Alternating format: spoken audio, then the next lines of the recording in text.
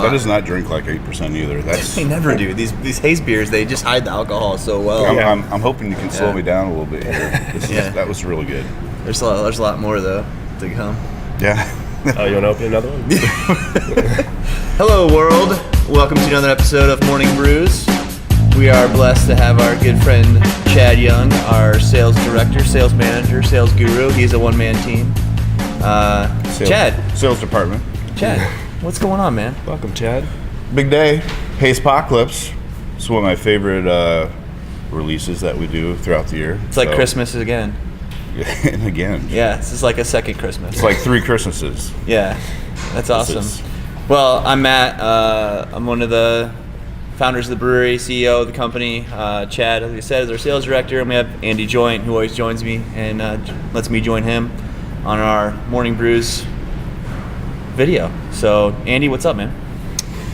Just fired up. You know, we've been working on this series for quite a while, and to have it all come together and get this first release out is it's an exciting day. It is an exciting day. It's no small feat either. It took a lot of coordination to get all this together. You know, we haven't really done any mixed packs before, and this is a mixed 4-pack going out to the retail accounts. So that was a new challenge in and of itself. Yeah, I imagine on the production side, they're excited about a process like this, right? I mean, it's a little bit of it's a hiccup in what we're trying to do, but it's certainly cool. You know, some of the things we're doing with these beers is exciting for the brew crew. Like, we get to use a lot of new ingredients, some new processes, so we get excited about that.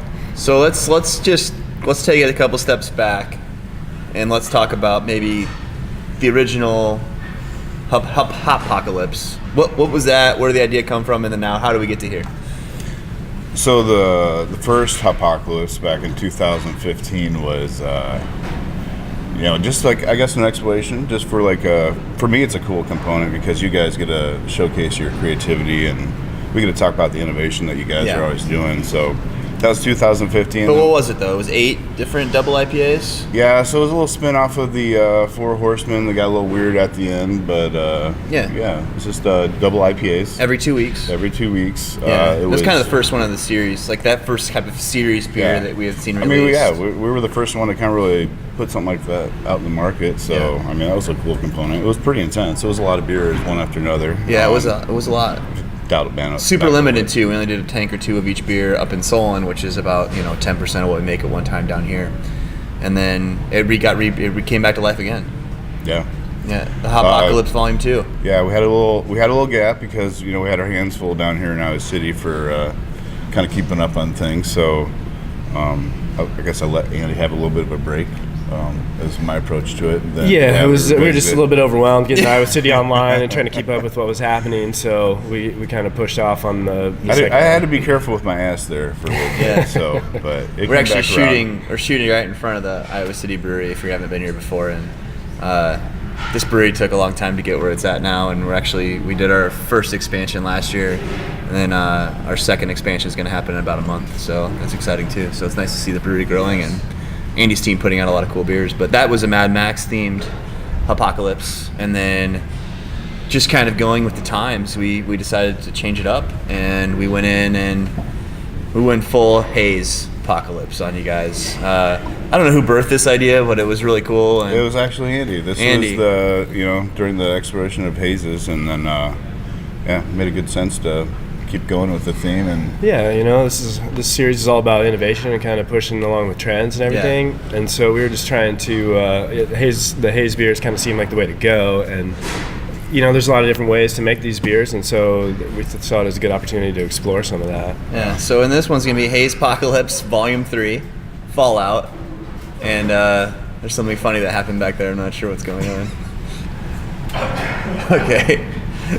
Anyways, we'll cut all that out. It'll be fine. So, the Hazepocalypse, Volume 3, Fallout. It's based on this idea I had a long time ago, and that was essentially playing on literally the video game Fallout, which is a post-apocalyptic theme, and with Hazepocalypse being based on that as well, I was like, wouldn't it be fun to kind of integrate some of those Cold War era messaging into our beers. So every 4-pack is going to have 2 beers of a regular hazy IPA, so a single, and then it's going to have 2 cans of a double hazy IPA. So you're going to get a lighter and a heavier version, and hopefully they're different enough in flavor, and you guys can really compare and contrast the two different styles. The first two that are coming out is Hazepocalypse, Volume 3 Fallout, Wish You Were Here, with the nuclear bomb going off in the back. Super fun. And then the other one is Hazepocalypse Volume 3 Fallout, Peace, Freedom, and Bacon and Eggs, because America loves peace, freedom, and bacon and eggs. Our American way of life. Isn't it grand? Peace, freedom, and bacon and eggs. Seems perfect. It's important to our future. Big fan. So yeah, let's talk about the beers. Let's pour some beers and talk about them. Yeah, sure. So, Wish You Were Here. It's the first one. Came in about 6.7%, and we're just working with some new hops here. So, we used some El Dorado in this mix, and then we're also kind of trying to mix up the grain bills a little bit on these beers too. So, we used a heavy dose of white wheat in this. Is that different from what we normally use? It is, yeah. We don't usually use straight white wheat. We use a lot of flake stuff in a lot of the other beers, hazy beers we've done, but this was a high percentage of white wheat in there. And El Dorado is something we've not messed around with, but I know it's been used a lot in these hazies to success, and so. This is the first one we used El Dorado in for a hazy? Yes, it is. Okay. So new hop experience, single. This is the Wish You Were Here version. And then we have the double version. What are you catching this, Chad? What do you like? I feel like it was dry hopped with orange marmalade or something, man. Yeah. This is really good. Yeah, there's just a ton of orange in there. But it drinks super light. Yeah, it's definitely it's Super drinkable. it's coming into its own here. Yeah. Sorry, that's where the sales department rolls. We got one gear. One gear, go mode. I have one speed, I have one gear. Go. I like it. This is really nice, Andy. Thank you very much. So yeah, like I said, 2 cans of this and then 2 cans of the double. So we'll pop the double now and we'll try that one out. But yeah, this one's just super light bodied, ton of hop aroma, and yeah, you'll crush through these. They're good. Yeah, that'll go down easy. So then, Peace, Freedom, and Bacon and Eggs. We worked with an ingredient called Golden Naked Oats, and it's kind of it's an interesting ingredient, but it's like a caramel oat. So it's a roasted oat that they use, and we haven't messed around with it ever before, but gave it a try in here, and it's got kind of a sweet, like nutty character to it a little bit, and then we matched it up with we threw some Equinox hops at this as well to kind of get after it. So you put hops in this? It's a freaking hop bomb! Oh my gosh! So yeah, we went pretty big with the hop-in rates. It's kind of what we've been doing with all these hazy beers. So it's fantastic. Coming at it with a lot of pounds per barrel. It's we started to get comfortable. I smell it. I'm like, this thing is just a friggin' hot bomb. So yeah, it's got some dank and candied peach rings. You know that candy? Yeah. I know what you're talking about.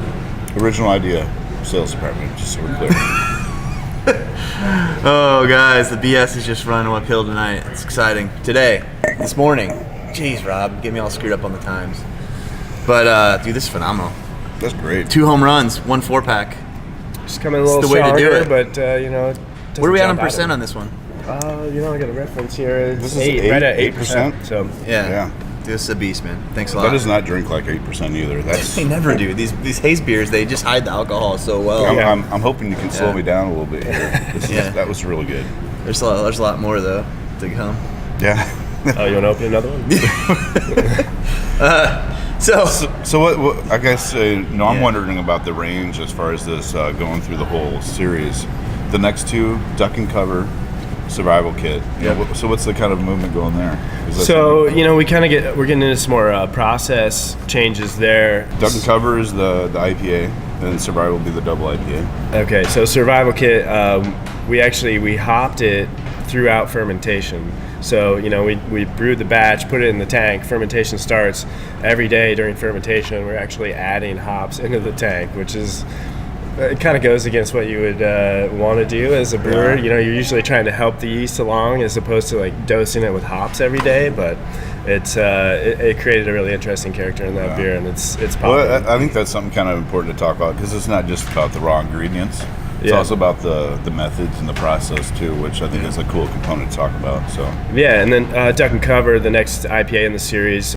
There was a turtle by the name of Bert, and Bert the turtle was very alert.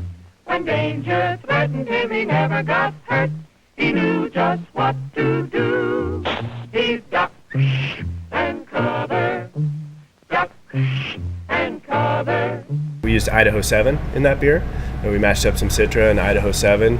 Idaho 7's another new hop that's come around in the last couple of years, and just something we wanted to give a try. So, and looking to that third round, that last round of release, we're working. don't give too much. Oh, you away. want to go that far? You got to keep people on their toes a little All right. bit. Well, let's just say we found some South African hops that haven't been available for several years, so we're excited that's to dope. get those involved. So yeah, the Hazepocalypse, the Hazepocalypse, all about exploring, trying new beer styles, making new innovative things, products, hops, oats, barley, method. I mean, the idea is to explore a style and then show how diverse it can be by doing it in different ways. It's really cool, and I think you're gonna love the new art, and then just the beers are really awesome. These are gonna be for sale basically everywhere. Is that right, Chad? Or is there a limit, or how do we do it all? We got a big list. The cans are going to be, if you're a local supermarket. So we're in Cedar Falls, Iowa City, Cedar Rapids, Dubuque, Davenport, Des Moines, Ankeny. As far as that, and there'll be some other little pockets. It'd be kind of hard to cover every single name there, but and then the draft. We got everything tapping today, not just here at the brewery, out in the market.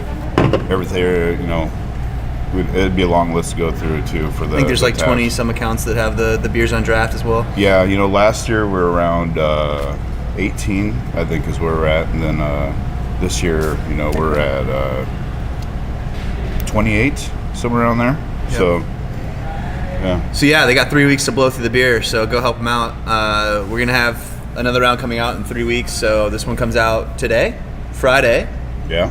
So the Friday the 11th or 12th, what is today? 11th. 11th? Yeah. And then the next one will come out 3 weeks from now on Friday. Yeah. Everybody's, putting it on tap right this morning. Yep. Cans are hitting the shelves right now. It's not going to last long. I know it's not going to last long here, so. Yeah, and we only have a few cases here, a few cases in Solon, and then all of our partners. So go out, support our partners, support us, whatever you want to do. We're just excited to be able to offer you guys this wide variety of hazy beers that we think is pretty darn unique, and we're excited that you guys can try it with us. And This is a whole new component this year with the cans. It is, and I know Rob's going to put up a bunch of the art and a bunch of this and some video clips and everything where the inspiration came from. But these beers are special. They're limited. This is a one-time deal. These beers will most likely never be brewed again. So hopefully you guys can find the time, snag a 4-pack, snag a pint, enjoy.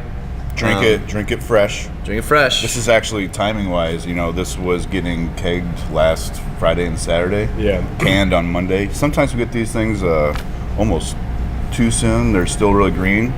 Right now, from what I tasted today versus what you guys had out of the Bright Tank, this is phenomenal. Yeah, I think it's right where it needs to be. It's in the perfect spot. Yeah. I mean, drink it all today. So. Yeah, drink it, enjoy it, and as always, Happy New Year. Thanks for being a part of what we're doing. I'm glad there isn't a real Fallout situation, but we can certainly have some fun with this and enjoy these moments. Andy, man, you did it again. Thank you. Thanks, man. We appreciate everything you're doing. And Chad's the inspiration for this big guy. So, Go, Chad. Chad, Sweet, drink it man. up, buddy. Drink it I up. am Get all gonna that drink haze it in your up. belly. Hey, thanks for having me. Yeah, dude. Good to have you. Long time listener, first time caller. It's good to be here. Yeah, man. But You're adding a lot of flair today. hey, I really love it. Cheers, man. Thanks, guys. Hey, have a great day, everybody. Cheers. Cheers.